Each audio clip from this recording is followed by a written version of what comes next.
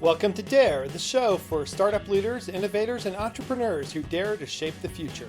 Dare is brought to you by the Oregon Entrepreneurs Network, OEN, and Darwaft, the superpower tech team that can make your vision a reality.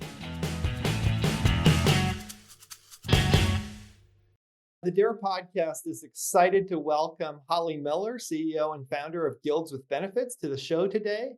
Hollie has a fantastic background in a variety of roles, and she's recently founded this company to help 1099 contractors, especially in the Pacific Northwest.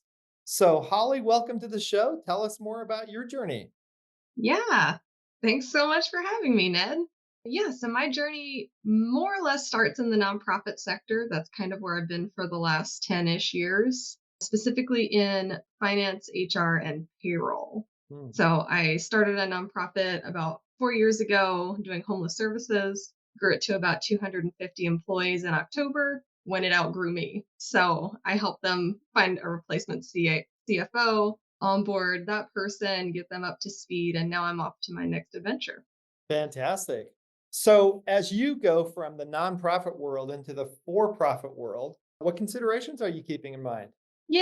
This new business that I'm doing, it's so different. I don't have funding, with my nonprofit. I had government funding just provided, that wasn't an issue. So that's been interesting to learn about. But the really exciting part is just how many new people I've been meeting, how many different groups there are to plug into, especially around the Portland area for founders and startups and even just entrepreneurs in general. So, yeah, it's been a lot of networking, which is great because I'll probably never leave the research side of my business and what I'm doing right now. So being able to meet a bunch of people in different industries is really helpful for me from just design, like the design phase of my business too. Right, right. So I jumped right into like what you're doing or how you're doing it without actually explaining what you're doing. So why don't you tell us the value proposition of Guilds with Benefits and the need that you see in the market? Yeah. So I'll give you a little background. I've been a freelancer on and off for about 10 years. My whole family has done non traditional work. And, I leave a typical traditional W 2 because I want the freedom and flexibility. I want to be able to spread my wings and do my own thing. And then I always go back to it because the benefits are so good. Mhm. So, what I'm trying to do here is I'm building a bridge or an employer vehicle, if you will, for freelancers and small business owners like myself to plug into so that we can continue doing the work that we do independently with the same freedom and flexibility as a 1099, but now with the benefits and perks of a W 2. Great. So why does the market need Guilds with Benefits? Like describe some of the travails that a contractor goes through without this kind of an umbrella. Sure. This whole thing really kicked off with a hairstylist. Mhm. So, a hairstylist that my husband went to go see, he'd never met her before. He's a new client, sits down in her chair, and she had just gotten back that morning from 2 weeks of unpaid leave because her husband and father of their two children passed away unexpectedly and tragically. That's really hard. And yeah, and I've heard stories like this my whole life about people, they're independent contractors, they don't have paid time off, they don't have paid family medical leave, they don't know what they're going to do with their health insurance. Like they have all of these problems on top of this huge loss that they have. And it Mhm. just broke my heart. And I just felt like this is something that I'm capable of tackling and something that's really important and that people really need. Me as a freelancer myself, like I'd be in the same similar boat, like if something happened, I'm relying on my spouse's health insurance. You know what I mean? It's like I just couldn't get over the fact that it's 2025. Mhm. 36% of the workforce are independent contractors and they Wait, have wait, no, wait. Let me pause on that. 36%. That's an yeah, amazing stat. So 36% of the workforce are independent contractors. right. Before COVID, it was 6%. After COVID, now we're at 36%. And the way things are going with the economy, it's projected to hit 50% by the end of 2027. Wow. That's amazing. Yeah, so this is not a small problem. Perhaps it was a few years ago, but we're at the point right now where like this is a lot of people, most of them who have previously been W2 and are now, independent contractors. They don't know how to file their own quarterly self-employment taxes. They don't know how to shop around for good health insurance. They're not saving for their retirement. Like at this point, that's just a joke, right? Like, oh, Yeah. sure, I'll set myself up a 401k plan. Like, that's not happening. They're trying to figure out how do I get the next client so that I can pay my mortgage. You know what I mean? Like, Yeah. so, I mean, we're having a time of learning right now and a time of readjusting. Right. So the workforce has really shifted. And back, let's say in the 1950s, the workforce had a number of protections. Unions were really strong. Union rules were really enforced for a lot of workers, not just in factories, but across the spectrum of the workforce. And over time, a lot of those worker protections have dissolved or have been broken down by companies that are providing benefits internally and are saying, don't be unionized, use our benefits. The drawback is that contractors kind of fall in the cracks, right? They get the benefits sometimes of a higher hourly rate, but they lose all the actual benefits provided by either being part of a union or being part of a large company and actually being an employee there. So they're kind of falling in between. And so you have an interesting name for your company, Guilds with Benefits. So do you want to tell us anything about the word guilds and why that word resonated for you?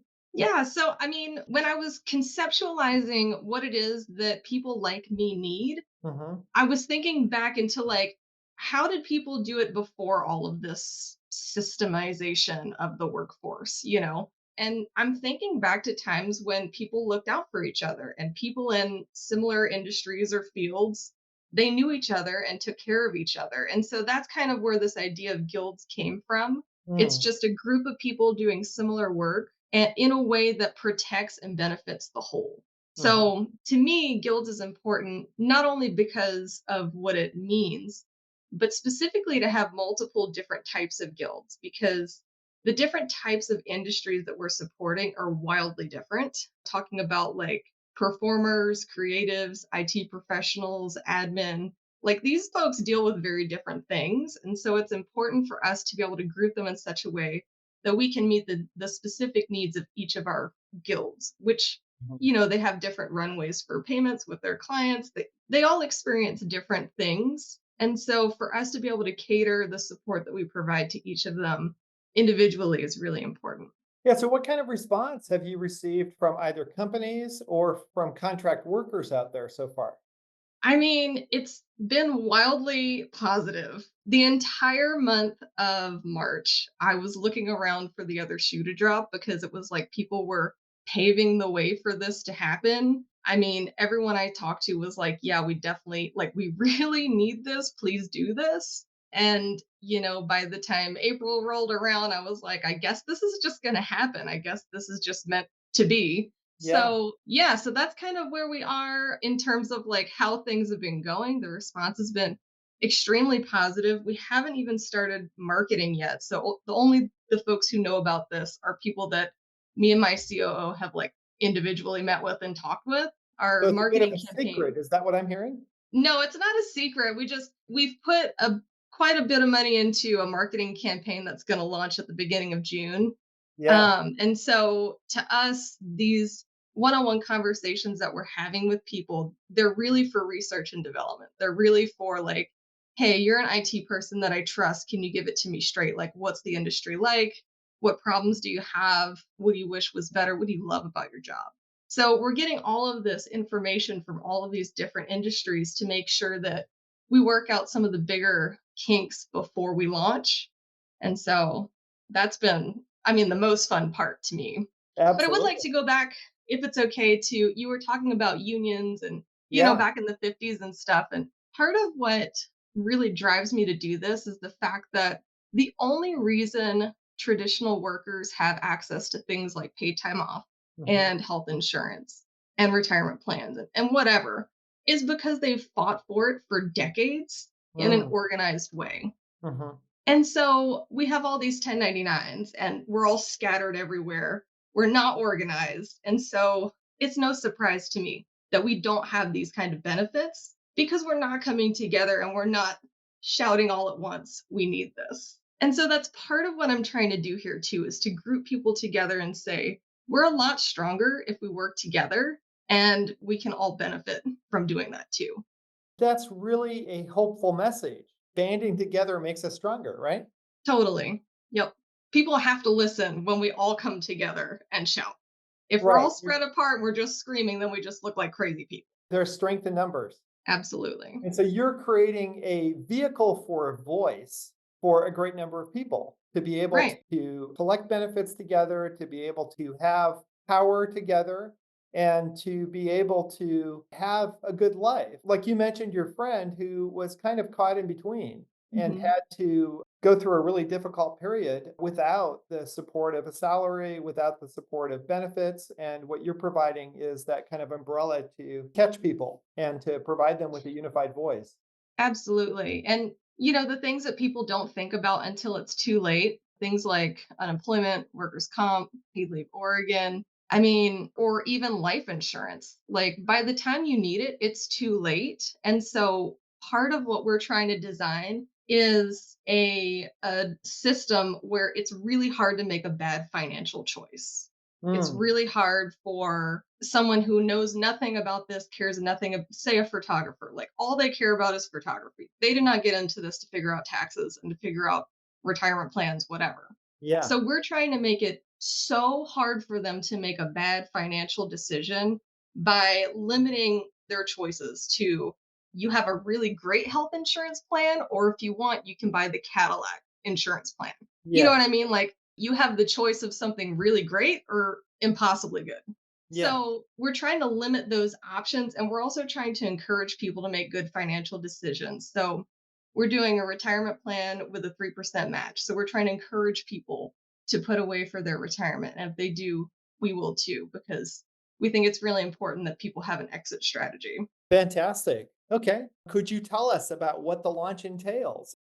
Oh, sure. Yeah. So digital ads have gone out on multiple social media platforms. We have a great marketing company that's working on SEO. We're doing blogs. We're on billboards. We're on buses. You might see my car driving around all wrapped up. So, Great. yeah, we're really trying to get in front of people and spread this message because nobody knows what this is yet because this doesn't exist yet. It exists Yeah. when we start doing it together. Fantastic. And what do you expect from this launch? Do you expect companies to sign up or individuals or both or So, not to get religious, but it is like accepting Jesus into your heart. It's on an individual level. You have to weigh the pros and cons for your own household. You have to decide, is this right for me? This is Okay. not something that a company can say, you're all going to be guild members now. Like that's not how this works. Yeah. And because it is an employment relationship, it is at will. So folks can leave whenever there's no obligation to stay if it's not for you. But I mean, I think people are really going to like it because taking out even just the headache of taxes, like Yeah. sign me up. And I'm a finance person, like just being able to streamline and automate some of this stuff that takes so long to do when we're all trying to piecemeal it ourselves and being able to just collectively do it all at once, automated, compliant, done. That's going to free people up to do a lot more of the stuff that they actually want to do, the stuff that they love. Yeah. Fantastic. Well, I wish you all the best with your big launch. This is very exciting. And you currently have a small team working on the company. Can you tell us anything about your team? How did your team come to form? Yeah, so it's myself and my COO. My COO's name is Amanda. I met her about 11 years ago when she actually started her own accounting firm out in Gresham, Oregon. And she's still running her business. She actually started a new nonprofit last year. So both of us together were very finance, HR, payroll, and nonprofit minded. And that's Hmm. really all of the tools that we want to bring into this too, so that folks who aren't that way can use us as a resource for that kind of stuff. But Fantastic. she's brilliant. I'm so happy to have her on my team. Like, yeah. And we do all these fun little social media, trendy videos or what. I'm like ancient. I don't know what any of this is, but we have just the best time just being goofballs on social media too. That's great. Well, I think it will be really fantastic to have your company launched, and you're based here in Portland, right? I am. I'm in Portland, Oregon, and it is perfect to be here right now. Great. Well, you talked about at the top of the show, you talked about the Portland ecosystem for startups. So, do you want to say any more about kind of what kind of support you've received here or what you see happening in the startup ecosystem? Yeah, it's incredible. I'm like a small town Mississippi girl. Like, we don't have anything like this. Yeah. So to me, to be able to plug into like the Oregon Entrepreneurs Network, the Metro Regional Innovation Hub, and the Startup Cafe, there's also just all of these organizations that are just so mission based and also just supportive of people who are trying to do it on their own. Hmm. I'm probably in too many organizations, but I just love it so much because they all have a different flavor and they all have different people who are doing really cool stuff. And it feels like, I mean, I'm also coming off of Startup Week, right? Like last week was Startup Week. And so, it's like, wow, there's just so many cool people out here with really important ideas and really exciting innovation that's coming that it does make me really hopeful and excited for the future. Fantastic. Great. Well, last question for the show. What do you dare to dream, Holly? I dare to dream that perhaps in a couple years, I have competitors across the US. Okay. I want competition. I want other people to say, this is a great idea. We should do something like this because I am under no illusion that I can solve this problem by myself. Mhm. All I'm trying to do is provide people with an option. And the more options people have, the better we all are. Right. And the better workers will be, especially, right? Well, that's what I mean. As a freelancer, the better all of us will be. Yes. Yeah, Yeah. exactly. Great. Well, thank you for being on the Dare Show today. Thank you so much again for having me. Thank you. Thanks to our guests today for their insights into the entrepreneurial ecosystem. We wish you all the best in your startup journey. The Dare Show is brought to you by the Oregon Entrepreneurs Network and by Darwaf, the superpower tech team that can make your vision a reality. Visit us at oen.org or at darwaf.io. Thanks again for listening. Till next time.